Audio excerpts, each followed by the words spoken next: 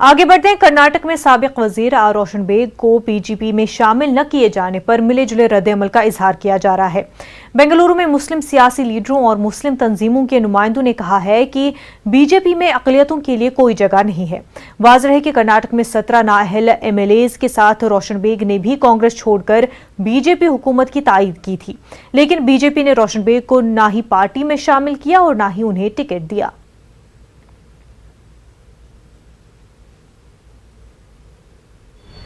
BJP किसको ticket देती है या किसको नहीं देती, ये बीजेपी पे छोड़ा गया है। हाँ, रोशन बेग साहब को बड़ी उम्मीद थी कि बीजेपी से टिकट लेकर वो शिवाजी नगर हल्के से लड़ें, और उन्होंने बहुत अपील भी की थी कि नरेंद्र मोदी जी से और बीजेपी से हाथ मिला लें, और पिछले इंतखाबात में उन्होंने बीजेपी को बहुत मदद भी की थी। इसमें बात करने की ज़रूरत ही नहीं है। बीजेपी में अक़लियतों के लिए, दलितों के लिए, पिछड़ों के लिए, कमज़ोरों के लिए, औरतों के लिए कहाँ जगह है। यहाँ से अचानक से आए हुए हैं। आने से पहले ही ये डिस्क्वालिफिकेशन का ये आने से पहले ही ईश्वरप्पा का एक स्टेटमेंट क्या आया था, अगर जो कुछ भी आना है तो क्या बन के आना है, एक हमारा गेट कीपर बन के आना है, ऐसे ऐसे उसे मेंबरशिप दे के टिकट नहीं देंगे। तो उनका स्टेटमेंट उनके ऊपर बरकरार था। दूसरा, उनके ऊपर एक बहुत बड़ा इल्ज़ाम लगाया गया है कि IMA के स्कैम के अंदर इनका है बोलकर, वो फैक्टर होगा शायद उन्होंने उसे कंसिडर किया हुआ। एक्चुअली माइनॉरिटी लीडर्स को चाहिए होता है कि कौन सी पार्टी में जाना, ये पहले सोचना था। इसके पहले ही हम लोग अगर सोच के ये पार्टी में जाएंगे उनका मंशा लिए बगैर, ये गलत है। पहले उनका मंशा लेना चाहिए था कि कौन सी पार्टी में जाए। अब माइनॉरिटी पार्टी ही नहीं है वो। BJP is not a minority party now.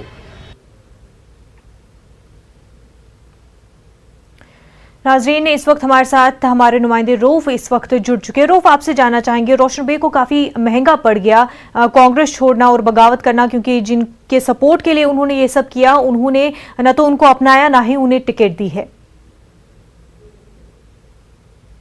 Bengaluru में जो रद्द-ए-अमल जाहिर हो रहा है उससे यही पता चलता है कि आर रोशन बेग ने एक बड़ी सियासी गलती की है। जैसा कि कहा गया है कि 7 मरतबा MLAs रहे रोशन बेग, कई मरतबा जो है स्टेट के मिनिस्टर रहे हैं, बड़े बड़े ओहदों पर फायज रहे हैं। साबिक रियासती वजीर रोशन बेग ने कांग्रेस छोड़कर जिस पार्टी ने उन्हें क़यादत एक बड़ा लीडर बनाकर उभारा था, आखिर में चंद ना इत्तेफाकी और इख्तलाफात की वजह से उन्होंने कांग्रेस पार्टी छोड़ी और लोकसभा इलेक्शन के बाद फिर बाकायदा जो है बीजेपी हुकूमत की तायीद की, नाअहलियत का सामना किया, स्पीकर की कार्रवाई का सामना किया, तमाम तर कार्रवाइयों का सामना करने के बावजूद उन्हें जो है जब पार्टी में शामिल होने का मौका आया और टिकट का मामला आया तो पार्टी ने फौरन जो है उन्हें जो है इनकार कर दिया, न ही पार्टी में शामिल किया और न ही उन्हें टिकट दिया। तो इस लिहाज से रोशन बेग को एक बड़ा जबरदस्त झटका लगा है।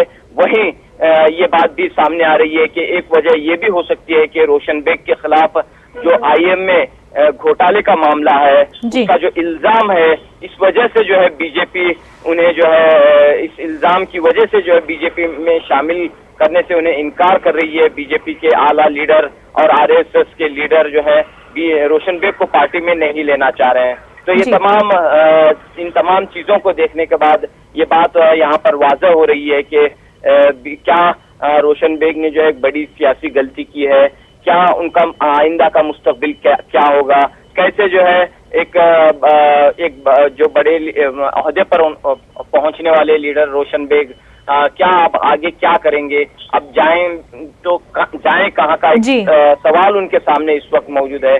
क्योंकि हम देखते हैं कि इंतखाबात का ऐलान हो चुका है और बीजेपी ने जो है रोशन बेग की जगह सरवन को, जो तमिल तबके से ताल्लुक रखते हैं, उनको टिकट का भी ऐलान कर दिया है। शिवाजी नगर, जहां से रोशन बेग जो मुस्लिम अक्सरियती इलाका है, जहां से मसलसल मुंतखब होते हुए आए हैं, लेकिन अब जो है न उन्हें कांग्रेस से टिकट मिलेगा, न बीजेपी से, न JDS से। तो अब वो क्या आजाद उम्मीदवार के तौर पर चुनाव लड़ेंगे या फिर खामोश रहेंगे? ये तमाम सवालात इस वक्त उभर कर आ रहे हैं। पिछले 2 दिनों से उनसे उनका रद्द-ए-अमल जानने की कोशिश की जा रही है, उनसे रिएक्शन हासिल करने की कोशिश की जा रही है, लेकिन कहीं भी जो है रोशन बेग का अब तक रिएक्शन सामने नहीं आया है। वो आइंदा क्या कदम उठाएंगे, क्या उनका मौकूफ होगा, ये तमाम चीजों पर अभी पर्दा बरकरार है और देखना ये होगा कि आने वाले दिनों में क्या सूरत हाल बनती है।